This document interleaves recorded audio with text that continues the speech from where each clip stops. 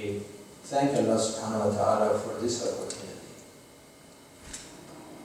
This is a gift that we should use it. We have it in this country in this freedom. Obviously, the status of our ummah in general is very sad, and we must be sad. The Quranic plan for us as a nation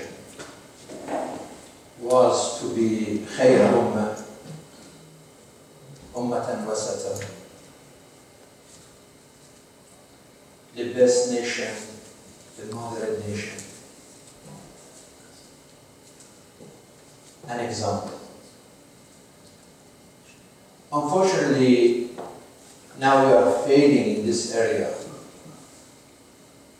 And what the Holy Prophet, peace be upon him, predicted is happening. At that time they asked him that, is this because the number? He said, no, it is because of the dunya. It's material, power, domination, desires.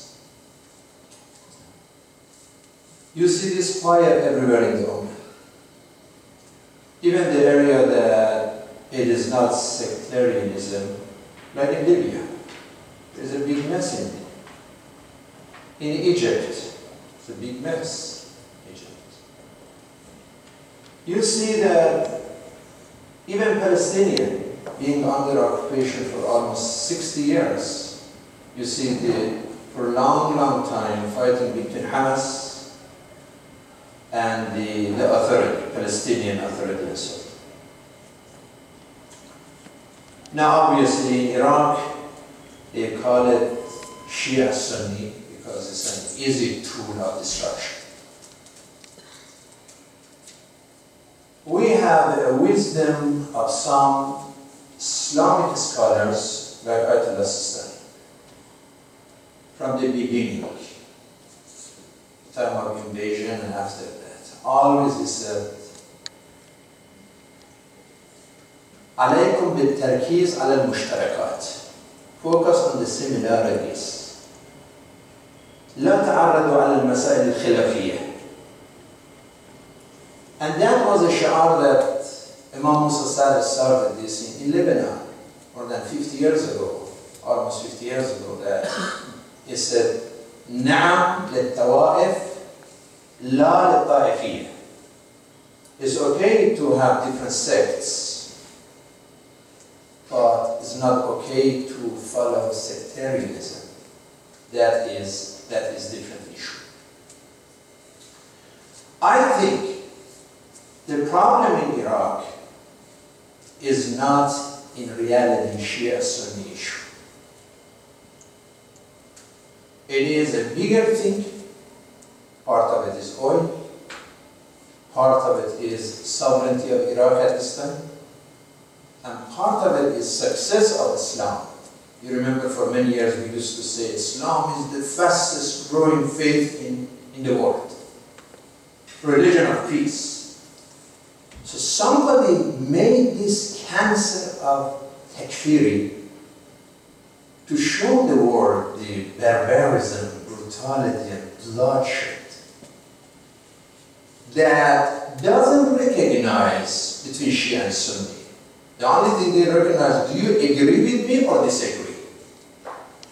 If you disagree with me, it doesn't matter. If you are Christian, you are Sunni, or Shi'ite, you must die. Death and destruction for whoever disagrees with me. I am Islam, and whoever disagrees with me is kafir and murtad. Look at the example of Mosul just in the last few days.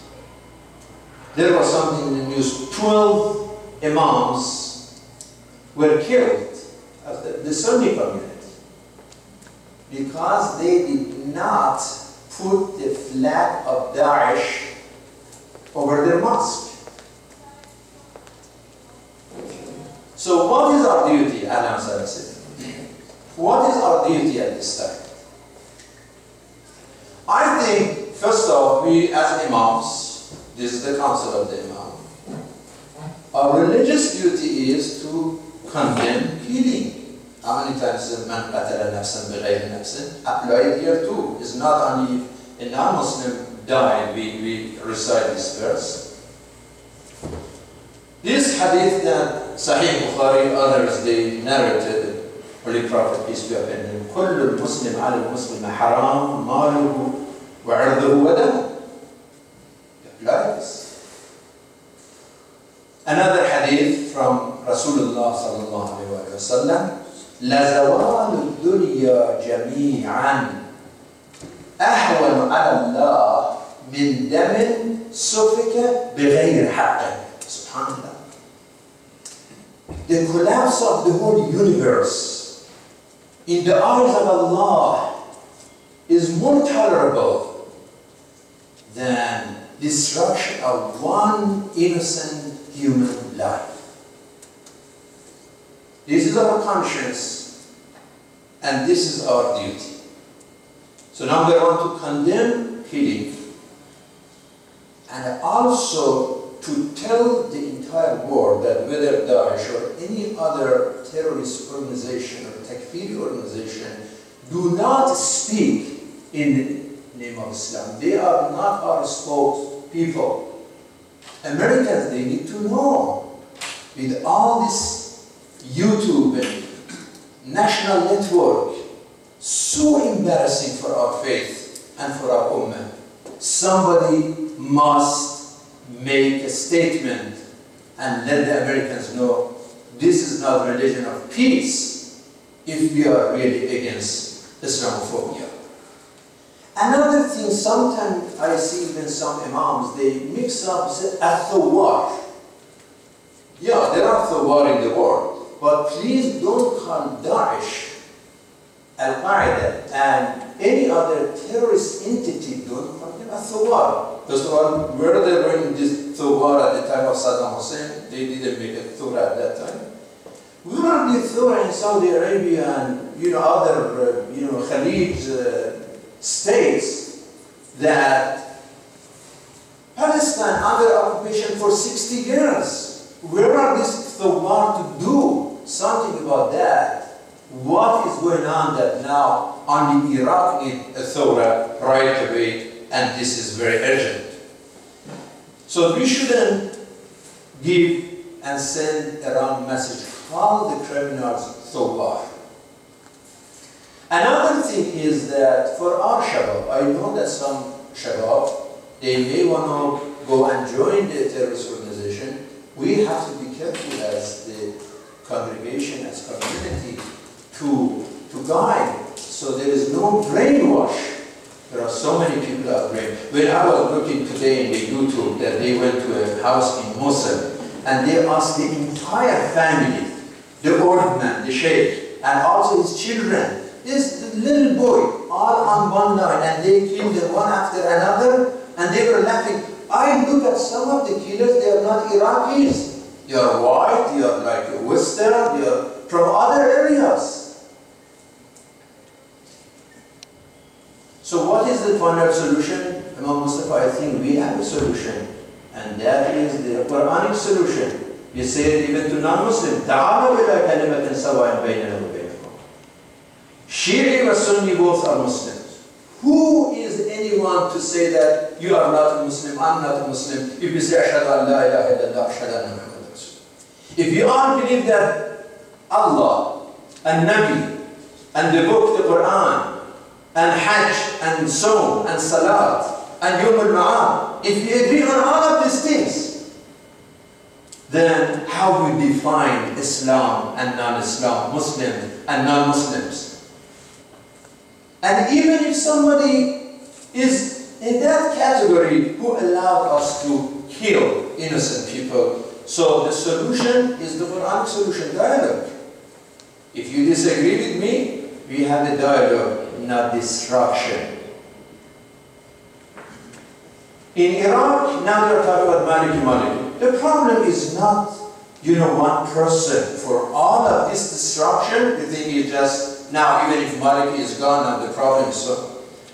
I think that in Iraq there is a process now. All the ahzab, the parties, they were election, they were voted for. Maliki didn't come just all of a sudden through tanks. He came where he is through election, and he has his own party, the other party. And believe me, the opposition to Prime Minister Maliki is very serious among Shia themselves. Like the party of Muqtada Sad, the other parties, there is a serious opposition, and this was even during the election. It was so severe and sometimes so brutal. So if there is any problem, and there is a problem in Iraq, the solution is voting. The solution is election. The solution is not disruption. Halq al-harf wa nasl, in the name of Khilafah, in the name of Islam. Allah said, you know, نِجَعَلَكُمْ فِي الْأَرْضِ خَلِيفَةً. The angel said, لِتُفْسِدَ فِيهَا يُفْسِدَ فِيهَا وَيَسْفِكُ الدِّمَاءَ.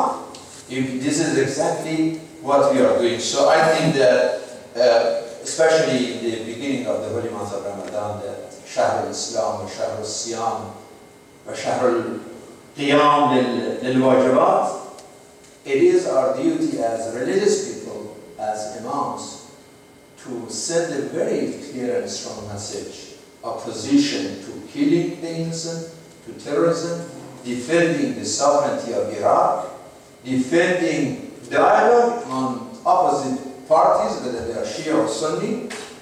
Let the vote and election of the people be the final task of making the final decision. And I think this message from the council, from the imams, from representatives of the Shia Sunni here should be very, very strong to the media and to the nation. I appreciate your patience. May Allah bless you, and in advance I say congratulations as we are approaching the holy month of Ramadan. Assalamu alaikum wa rahmatullah.